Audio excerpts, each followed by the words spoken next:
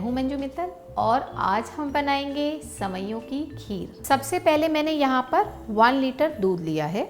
ये full cream milk है, तो मैं इसे कवर कर देती हूँ तो दूध बॉयल जल्दी हो जाएगा। यहाँ मैंने एक पैन लिया, 1 कप में सेवई ले रही हूँ।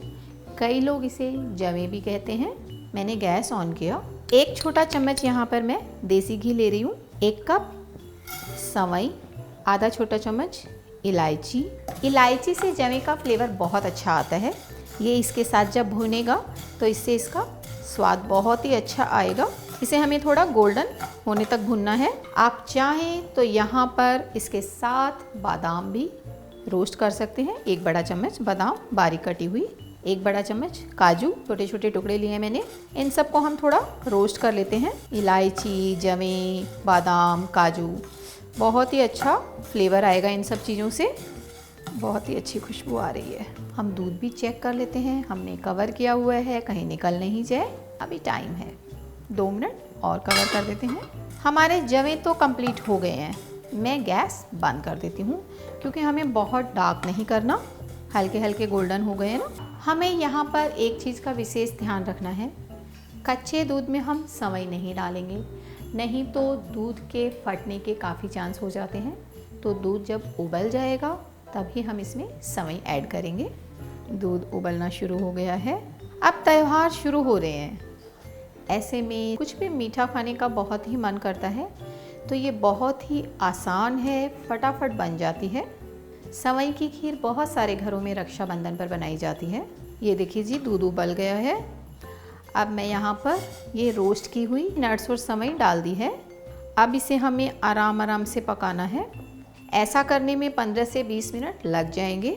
ये बहुत ही घुटी घुटी बनेगी, ये बहुत पतली नहीं होती। कंसिस्टेंसी थोड़ी थिक ही होगी इसकी।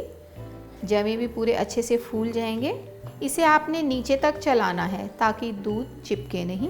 मैंने यहाँ पर आप देख रहे हैं ना, कुछ ऐसी जाली की चम्मच ली है, इससे दूध बाहर नहीं निकलता। हम इसे आराम से हाई फ्लेम पे भी कुक कर सकते हैं। यहाँ मैं चुटकी भर केसर डाल देती हूँ। 1 बड़ा चम्मच किशमिश भी डाल रही हूँ। केसर से कलर बहुत सुंदर आएगा। ये देखिए जी, बहुत ही अच्छे से उबल गई है। सेवइयाँ कच्ची नहीं होनी चाहिए। ये देखिए जी, आपने चेक करना है, ये सॉफ्ट हो गई है प्रॉपर, यानी आपकी सेवइयाँ पक गई है। अब आप इसमें डालेंगे आधी कटोरी चीनी और अब इसे मुझे 5 मिनट के लिए फिर से बिल्कुल हाई फ्लेम पे पकाना है ताकि चीनी अच्छे से घुल जाए। आप इसे गर्म तो सर्व कर ही सकते हैं। ठंडी होने के बाद इसे फ्रिज में रखकर आप इसे चिल्ड भी सर्व कर सकते हैं। ये बहुत अच्छी लगती है। ये देखिए जी, हमारी खीर बिल्कुल तैयार है। मैं गैस बंद कर देती हूँ और अब इसे सर्व करती हूँ।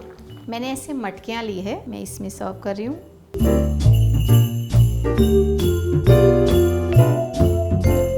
अब मैं इसे गार्निश कर रही हूँ। थोड़े बादाम, थोड़े पिस्ता और थोड़ी सी चेरी।